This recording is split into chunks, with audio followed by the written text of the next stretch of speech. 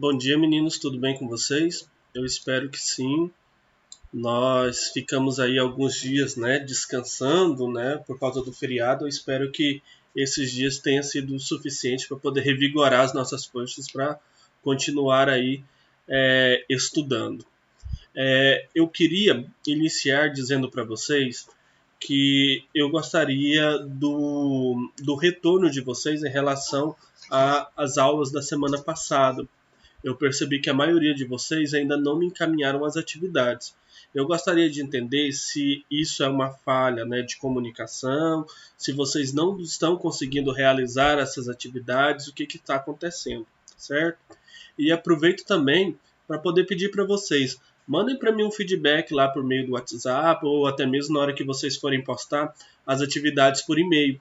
Fala para mim lá se as aulas estão ok, se está dando para entender o conteúdo, se o conteúdo não ficou claro, se eu preciso retomar algum conteúdo. Lembrando que eu estarei sempre nos dias que tiverem aula minha, das 10 às 11, online, à disposição de vocês, tá ok? Então, eu preciso que vocês interajam aí comigo para saber, para que eu consiga saber se eu de fato estou conseguindo alcançar vocês naquilo que é o meu intuito, né, que é o processo de ensino-aprendizado da matéria de história, certo? Dito isso, vamos iniciar. Eu gostaria que vocês fizessem o de sempre. Pegasse o caderno de vocês, pegasse o material para a escrita e também o livro didático. Nós vamos continuar então no capítulo 11, vamos continuar lá no processo de Roma, né? No processo de entender como é que esse Império Romano surgiu. Na última aula, né? Nas duas últimas aulas, nós vimos a monarquia, fizemos um exercício sobre a monarquia. Hoje nós vamos ver república e no final eu também irei propor algumas atividades acerca deste conteúdo, ok? Peguem para mim, por favor, caderno, lápis, borracha ou caneta, o que vocês preferirem, para que nós possamos dar início à aula de hoje, certo? Livro didático, capítulo 11. Nós vamos dar continuidade, então, ao nosso conteúdo de história, falando sobre o Roma, né? O título do capítulo é Todos os Caminhos Levam a Roma, certo? Então, vamos aí dar início à nossa aula de hoje.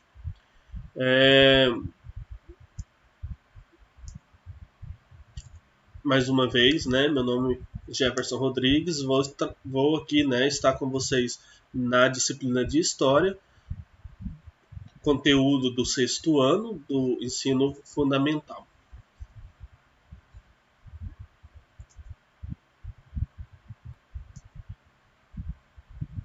Nós já sabemos, né?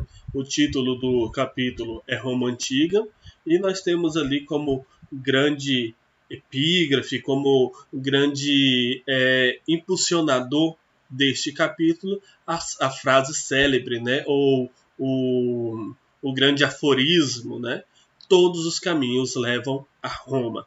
Na última aula nós já discutimos, né? Nós já falávamos por que todos os caminhos levam a Roma. Eu preciso que a gente identifique com bastante clareza de que período nós estamos falando. O Roma, né, essa grandiosidade de Roma, ela vai se dividir ali em 3 momentos políticos muito claros, né, que é o período monárquico, depois o período republicano e o período imperial. O período monárquico nós vimos na aula passada, é aquele período que vai lá do ano 753 até o ano 509 a.C. Neste período aí nós temos a criação de Roma, temos a lenda, né, da fundação de Roma, temos os primeiros monarcas que sustentaram ali este território, vimos também os povos que compuseram a Roma, né, da onde que vieram que veio nessa população que se tornou o povo romano, qual que é a origem do povo romano. Percebemos ali onde é que se deu início Roma, ali na Península Itálica, né, onde é que Roma também foi crescendo, onde é que Roma conseguiu qual é o território, né, que Roma conseguiu conquistar para si. Hoje, porém, nós vamos aqui pensar um pouquinho no regime republicano, né, na República Romana. Esse período vai acontecer a partir do ano 509 até o ano 31 a.C. Ele vai se encerrar ali a partir do segundo Triviorato, que tem como consequência a chegada do primeiro grande imperador, do primeiro grande Augusto, que era o Otávio Augusto. Só que essa questão do imperador nós vamos deixar para quando nós formos ver a Roma imperial, ok? Hoje nós vamos nos deter aqui nas características da república. Como que foi esse período republicano? Como que era alicerçado o poder em Roma? Como que se dava a questão econômica em Roma? Essa será aqui a nossa proposta para a aula de hoje, certo? Nós já falamos na última aula, mas aqui só para que nós consigamos, né, relembrar com tranquilidade. Roma, então, está aqui na Península Itálica e ela consegue abranger, né, o Império consegue abranger toda essa costa aqui do Mar Mediterrâneo. Lembrando que o Mar Mediterrâneo, naquele momento, ele é fonte de comércio, né? Então, nesse sentido, é o espaço de terra ali mais querido, é o espaço de terra onde mais se tinha a intenção de possuir. Então, Roma consegue abarcar ali no seu território o Mar Mediterrâneo, o Mar Jônico, o Mar Adriático, o Mar Tirreno, toda essa extensão aqui, também pegou uma parte do Mar Egeu, né? Todo esse pedaço aqui em volta dessa grande massa do Mar Mediterrâneo é espaço romano. Então vamos pensar no período republicano, que é esse período que se inicia lá no ano 509 e vai até o ano 31 a.C. Lembrando que todas as vezes que nós falamos em história, né, no contexto geral, todas as vezes que nós falamos que o período durou de tal ano a tal ano, não quer dizer que a partir do momento que deu aquele ano em específico, todas as estruturas elas começaram a ser enrijecidas dentro desse modelo. Nós utilizamos essa datação para uma questão didática. Porém, historicamente, a partir do ano 509, nós temos ali a consolidação do período republicano, uma vez que foi neste ano que nós tivemos a queda do último monarca, certo? Então, nós podemos dizer que o período monárquico ele teve fim com a ideia de fortalecimento de uma nova classe social em Roma. Que classe social é essa? São os patrícios. Lembra que lá na última aula eu falava um pouquinho dessas classes sociais, dos patrícios, dos plebeus e etc. Essa classe social, os patrícios, eles detinham sobre sua vanguarda, sobre sua guarda, eles possuíam a maioria daquelas terras que eram cultiváveis. Logo, eles eram aqueles que detinham o poder monetário, eles eram os ricos, em outras palavras, naquele período. E eles, então, organizam o golpe para poder derrubar o último rei romano, que é Tarquínio Sorbebo. Neste período, então, vai haver ali o fortalecimento de uma estrutura política que vai comandar as ações e as decisões de Roma. Lembra que na aula passada eu dizia para vocês que o Tarquínio ele foi derrubado pelo Senado? O Senado romano ele era composto então por quem? Pelos patrícios. Os plebeus, que eram ali os pequenos proprietários de terras, os camponeses e os artesãos de forma geral, neste momento eles dependiam completamente dos patrícios, porque eram os patrícios que davam ali manutenção para o Estado romano. E a participação dos plebeus não chegavam nem aos pés da participação dos patrícios, porque os patrícios eram quem dominava a estruturação social, principalmente no que se diz sobre as tomadas de decisões, porque pertencia a eles os cargos de senadores. Então, os patrícios eram quem movimentavam a política ali. Porém, se nós pensarmos ali nessas duas classes sociais, a partir de um determinado tempo elas vão querer começar ali a disputar os seus espaços, vai gerar alguns conflitos sociais ali. Os escravos, naquele momento ali, que era a minoria em Roma, nesse período republicano, eles vão existir somente a partir de dívidas, né? Quando se tinha uma dívida grande e não se tinha ali a condição de pagar, então a pessoa se tornava escrava até saldar aquela dívida. Esse é o período imediático, né? Esse é o período inicial quando se fala do processo da Roma antiga dentro da República, a tomada do poder pelos patrícios, que são os grandes proprietários de terras, e ali as pessoas ricas, né, naquele período. A organização política de Roma, ela vai se dar a partir de 3 estruturas básicas. Essas estruturas, elas são montadas a partir dos patrícios, principalmente ali com a característica republicana, mas esses patrícios eles vão querer atender às necessidades e à manutenção do poder e principalmente do privilégio dos próprios patrícios. Sendo assim, o objetivo geral dos patrícios era controlar a política, manter a economia, de forma que essas estruturas, tanto a política quanto a economia, levassem em consideração a vivência deles. Aqui, os plebeus não tinham voz nem vez. Os patrícios eram quem dominavam ali o Senado. A organização política ela estava distribuída, então, nessas 3 características, né? Nessas 3 camadas, que era o Senado, as Assembleias e as magistraturas. Todos eles ali movidos até então pelos patrícios, mas como nós já vimos, né, no slide anterior, isso vai mudar porque os plebeus eles vão começar a reivindicar algumas coisas ali. A principal estrutura política, então, da Roma republicana, ela vai se dar lá no Senado. É o Senado que é composto ali pelos patrícios, ele vai ser composto, então, pelos patrícios mais ricos. Né? Então, ele é composto ali pelos 300 patrícios que tinha a maior posse, né? São os 300 mais ricos. E ele vai funcionar, então, como órgão fiscalizador e legislador.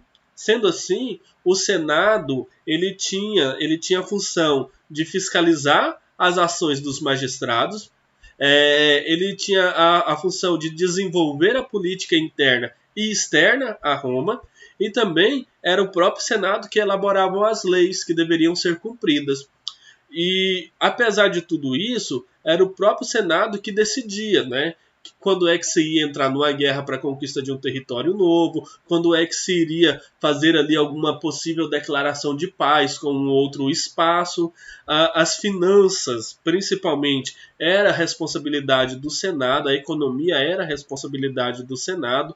Era a responsabilidade do Senado também estabelecer qual que seria o imposto cobrado e como que seria cobrados estes impostos e também de conduzir as relações comerciais. Era o Senado quem autorizava a construção de obras públicas e diversas outras funções. Ou seja, estava na mão do Senado romano o governo totalitário de Roma. Depois, tinha-se as assembleias. O que seriam as assembleias? De acordo com que os anos passassem, a organização ali do Senado fosse acontecendo, houve então a necessidade de estabelecer alguns espaços que fossem políticos, onde as outras classes sociais pudessem ter uma participação de decisão nos rumos de Roma. Mas aqui eu deixo bem claro que a participação deles eram limitadas. Aqui não está querendo dizer que o Senado abriu mão de tomar as decisões sobre Roma. Aqui, se nós pensarmos de forma concreta, né, por mais que existisse a participação de alguns cidadãos, né, romanos, ali por intermédio da Assembleia, dentro das decisões sobre Roma, nós temos claro aqui que vai prevalecer a vontade do Senado. Ou seja, vai prevalecer a vontade dos mais ricos. São os mais ricos que vão continuar tendo as influências. E essa influência vai gerar ali 3 tipos de assembleia. A Assembleia Centuriata, que é a ligada aos militares, a tribal, ligada ali às primeiras comunidades que deram origem a Roma, e a Assembleia Plebeia, que é ali o povo que vai lutar por reivindicações, né? Seria ali os pequenos proprietários de terra, os artesãos e etc. Então, cada uma dessas assembleias ela era composta por uma classe social, as quais eu acabei de ditar, né? Acabei de dizer. Então, cabia a cada classe social dizer aqui as decisões que ela gostaria de tomar em Roma. Lembrando que cabia à classe social mais ricas as decisões mais importantes. De acordo com a classe social a que se pertencia a essas assembleias, estava ali disposta ali qual que seria o poder de decisão dessa assembleia.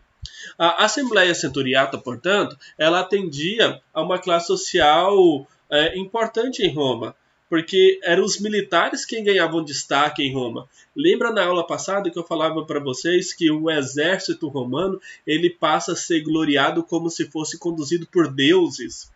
Né? Ou seja, é o exército romano que vai garantir a manutenção, a manutenção, né? A adesão de novas terras a Roma. Então, eles começam a ganhar destaque na medida em que o processo de expansão das terras romanas, né? O processo de expansão do território romano, ele começa a se consolidar, ou seja, ele começa a se tornar maior. Então, para essa Assembleia, era claro a função dela, principalmente em votar em relação a uma declaração de guerra em um determinado espaço ou a declaração de paz. Ou seja, nós vamos continuar lutando por mais essa parcela de terra ou tá bom, vamos decretar paz e nós vamos permanecer assim. Essa Assembleia também ela era responsável por eleger os cônsules e também os tribunos e os pretores. Assim como a própria Assembleia, a própria comunidade, né, romana, a Assembleia Centuriata ela se dividia de acordo com a riqueza dos militares. Ou seja, aqueles militares que tinham mais posse, aqueles militares que tinham poder maior, ou seja, aqueles que eram mais ricos, eles tinham a maior influência dentro da Assembleia Centuriata. Dessa forma, então vai haver 5 classes diferentes, organizadas em mais ou menos 193 centurias, que eram formadas por 100 militares cada um. Então, cada cidadão militar ele tinha direito a voto individual. E no final, prevalecia o voto da centuria que era estabelecido, ou seja, né, cada cidadão dividido ali nessas 193 centurias, ele tinha a condição de um voto para poder ali eleger os cônsules, os tribunos e os pretores, de acordo com a classe social a qual ele pertencesse. A Assembleia Tribal ela se remetia às origens de Roma, como eu falei agora há pouco, né? Lembra que na aula passada eu falava, olha, o povo romano ele descende desse povo, daquele povo e daquele outro povo.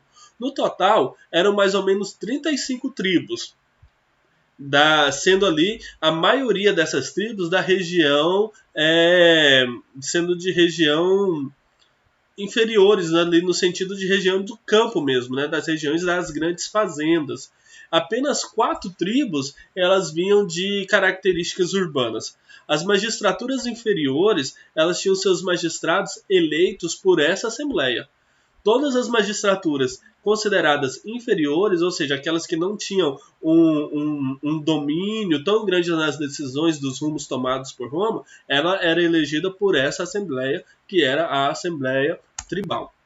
Depois, a Assembleia da Plebeia, né, dos plebeus, ela também era conhecida como Concílio da Plebe.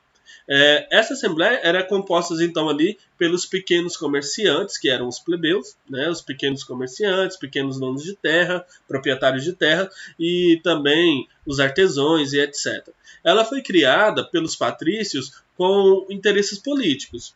Depois que os plebeus começaram a exigir, né, começaram a bater de frente, começaram a exigir a participação na política de Roma, e isso estava causando alguns conflitos sérios para Roma, então os políticos ali, vendo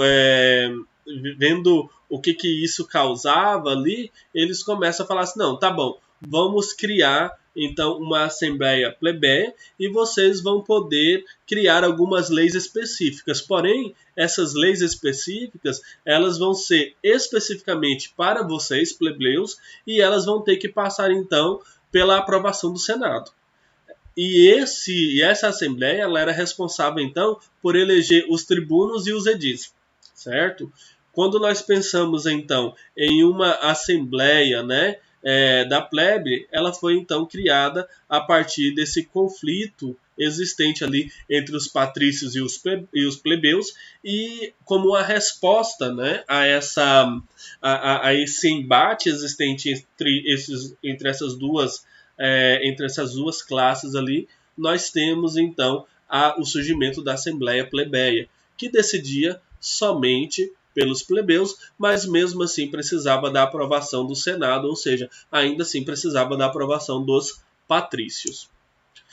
Aqui nós temos uma visão geral de como acontecia, né, o processo de estrutura da República Romana. Vamos tentar ficar aqui no espaço onde não atrapalha. Ok. Olha só. Quando nós pensamos, então, né, nessa estrutura, nós temos aqui como característica geral, né, o Senado, que ele era composto aqui pelos 300 membros. Esses membros aqui eram os 300 mais ricos. Quem? Eram aqueles grandes donos de terra, né, eram os patrícios, donos de terra, que possuíam o maior poder econômico aqui, os mais ricos. Eles eram responsáveis, então, por dirigir a política tanto interna quanto externa. Era o Senado que controlava a atuação dos magistrados e é também o próprio Senado que compõe que propõe, né, a criação das leis. Depois foi criado uma Assembleia Popular.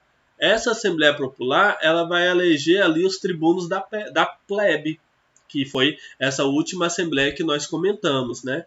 Esses tribunos da plebe, eles são ali os responsáveis por anular as decisões contrárias aos interesses da plebe. Ou seja, é aquela estrutura de assembleia que é responsável por legislar para a plebe. Porém, para legislar para a plebe, ele precisa então ter ali o apoio do Senado, ou o Senado precisa validar as leis que essa Assembleia cria. Depois nós temos a Assembleia das Tribunos, né, que seriam ali os edis. Eles são responsáveis por supervisionar os serviços públicos. E essa Assembleia das Tribos também, elas são responsáveis ali por eleger os questores, que são aquelas pessoas que vão administrar o tesouro público, ou seja, são ali os grandes responsáveis pelos cobradores de impostos, certo?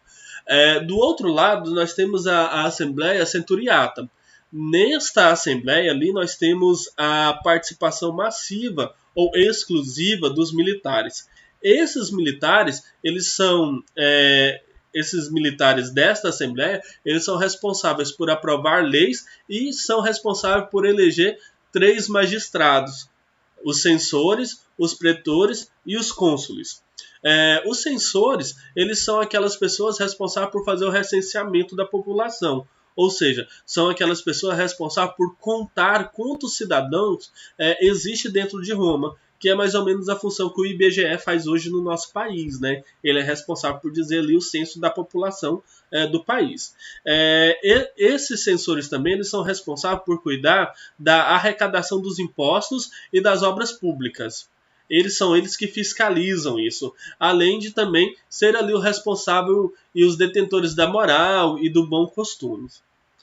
Os pretores, eles são aqueles que administram a justiça, né? Seriam ali, hoje, semelhante ao nosso poder judiciário, ok? E as assembleias centuriata, ela vai ali eleger 2 cônsules. O que são esses cônsules? São os responsáveis em comandar os exércitos e são responsáveis também em coordenar a vida pública. Ele vai supervisionar a função desses outros coordenadores da estrutura romana. E por fim, existiria ali os ditadores. Este poder ele não era constante. Ele acontecia somente quando havia uma questão muito grande dentro de Roma, dentro da República Romana, e precisava ser tomada uma decisão ali mais severa, né? E normalmente esses ditadores eles ficavam ali no poder por 6 meses, certo? É mais ou menos este aqui o panorama romano.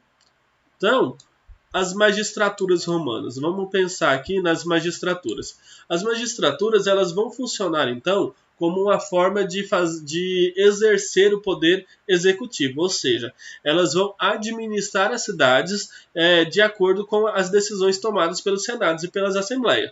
Os magistrados eles são eleitos dentro das próprias assembleias, como nós já vimos anteriormente, e eles tinham ali o seu mandato temporário.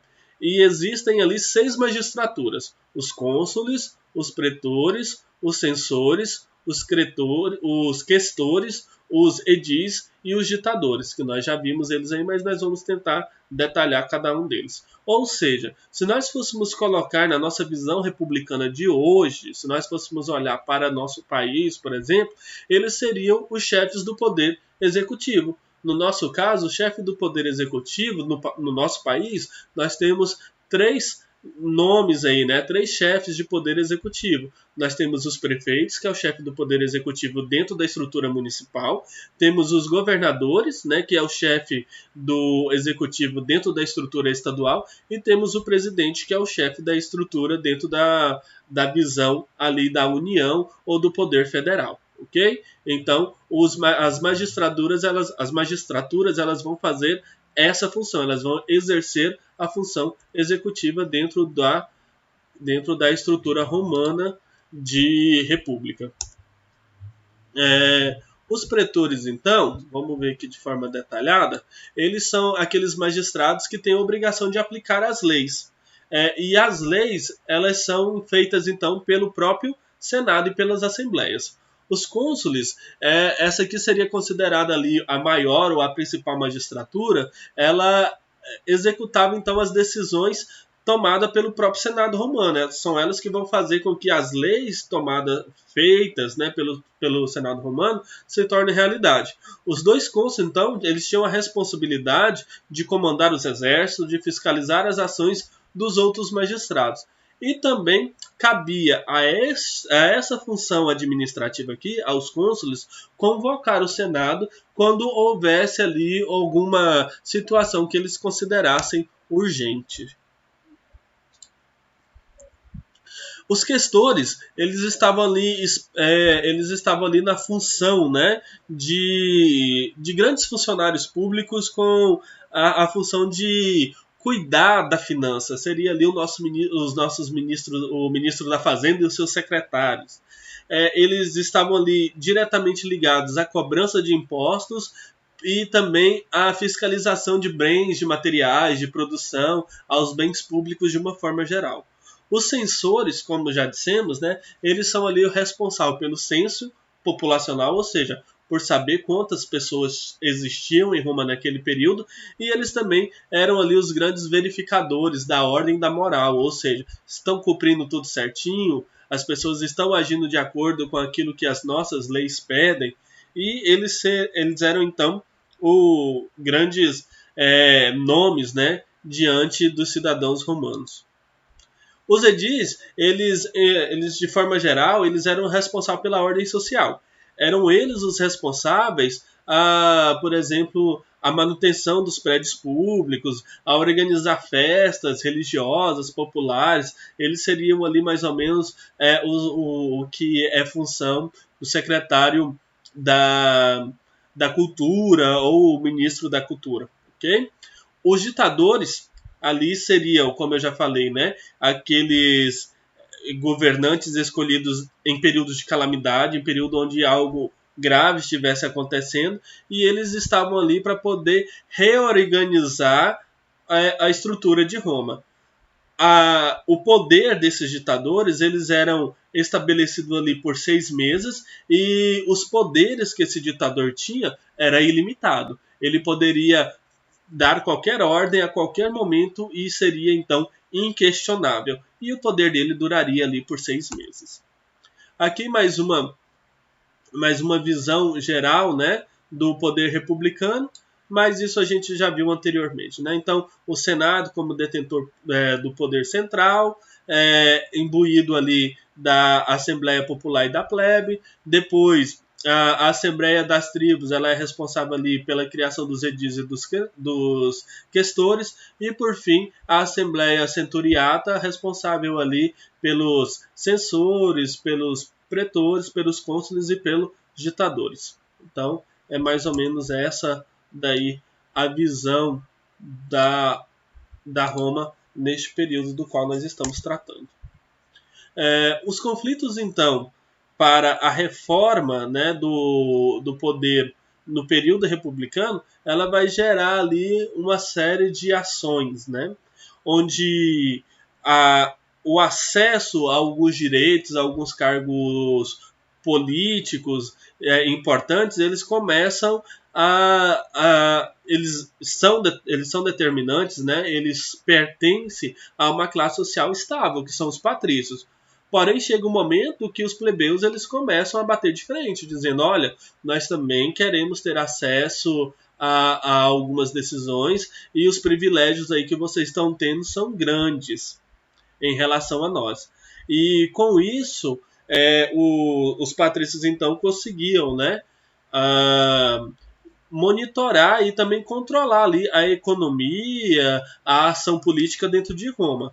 Então, os patrícios não, perdão. Então, os plebeus eles começam a tomar algumas atitudes, e essas atitudes começam a gerar uma crise dentro de Roma. Então, um dos momentos onde a crise social estava mais contundente, né, um dos maiores confrontos, foi a primeira greve da história, né, registrada, que aconteceu lá no ano 494 a.C., onde os plebeus, então, eles se deslocam para o Monte Aventino para recusar a servir a Roma e, inclusive, servir até mesmo o exército.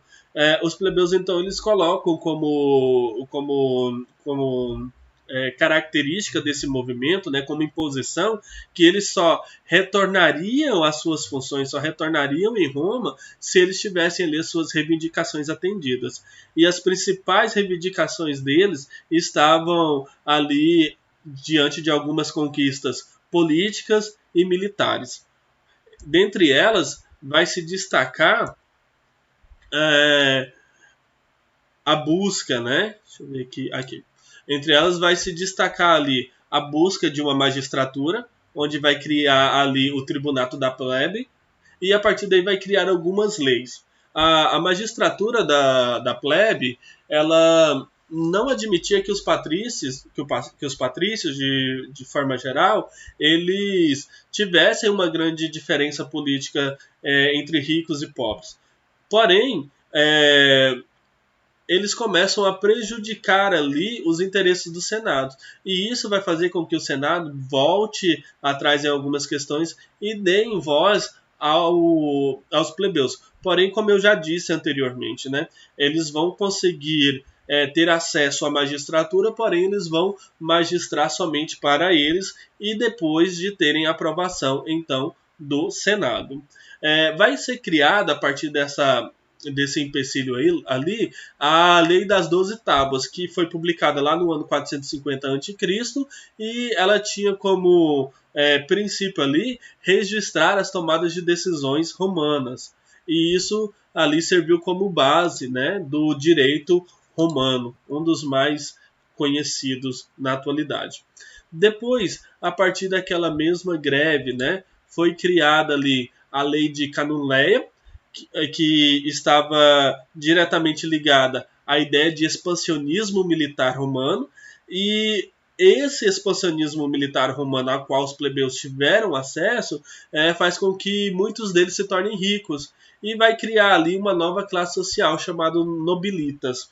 E lá em 445 a.C., passa a ser permitido então, já que os plebeus eles conseguem uma ascensão monetária, uma ascensão financeira, passa a ser permitido o casamento entre patrícios e plebeus. A lei de Licínia que vai reformar as estruturas políticas da magistratura dentro do consulado, e lá em 367 a.C. houve então um equilíbrio, né? Porque os cônsules eles passam a ser, dentre os cônsules, né, os dois cônsules, sempre é eleito então um plebeu e um patrício. Isso vai fazer com que a regulamentação das terras e da escravidão por dívidas elas sejam ali equiparadas. Então é esse, né, pessoal, o contexto geral da Roma no período conhecido então como período republicano.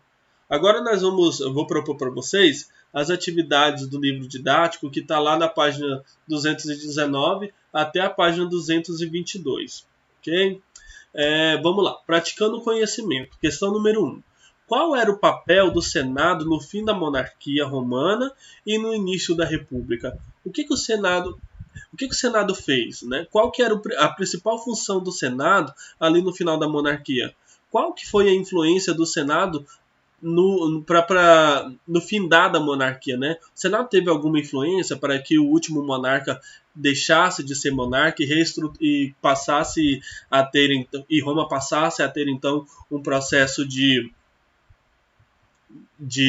república?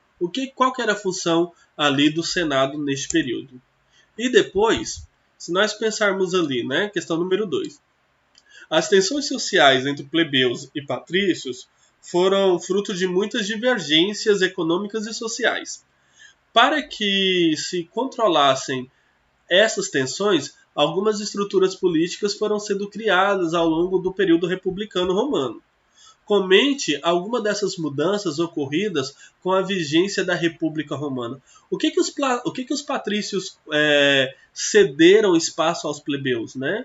O que os plebeus conseguiram conquistar a partir desses embates ali políticos, econômicos e sociais?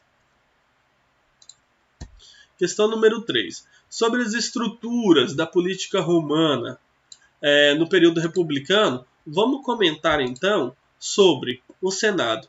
O que era o Senado, qual era a função do Senado, quais eram as assembleias, quais as funções das assembleias e o que era a magistratura e também qual era a função das magistraturas.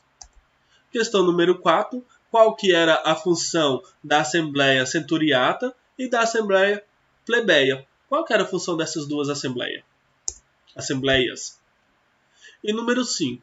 Aí a número 5, nós vamos fazer a correspondência desses 5 setores aqui, né? Os cônsules, os pretores, os censores, os questores e os edis, com cada uma dessas ações, né? Então vocês vão pegar aqui a numeração correspondente a cada uma dessas ações subsequentes aqui. Então, qual desses aqui aplicavam as leis elaboradas pelos senados, pelas assembleias e senados? Quem cuidava da finança de Roma e da administração? Quem eram os responsáveis por zelar das obras públicas? Quais eram de quem era a função principal comandar o exército? E, por fim, quem eram os responsáveis pelo censo populacional em Roma? Aí lá na página 222 tem essas outras duas questões aqui, ó. Primeira, as questões sociopolíticas entre patrícios e plebeus, elas tiveram seu auge com a deserção dos plebeus no exército romano para o Monte Aventino, ou seja, tiveram auge lá com a greve, né, a primeira greve noticiada, que foi o que nós comentamos agora há pouco. Algumas vitórias foram conquistadas a partir dessa greve. Reflita e comente sobre esse fato. O que vocês poderiam comentar sobre o que se conseguiu com a greve? Né? Qual foram os benefícios que ali os plebeus conseguiram tirar desta ação deles, que é esse período de deserção? E a próxima questão, nós vamos pensar um pouquinho quais foram as principais reivindicações políticas e sociais que os plebeus, então, trouxeram ali naquele período de luta, né, pela igualdade ali dos direitos entre plebeus e patrícios, certo? Pensando de forma geral nisso, eu gostaria que vocês fizessem as atividades, postassem para mim, o e-mail está disponível lá no WhatsApp de vocês, tá bom? Não deixem de fazer atividade. Se precisar de auxílio, entre em contato, eu terei o maior prazer em atender vocês.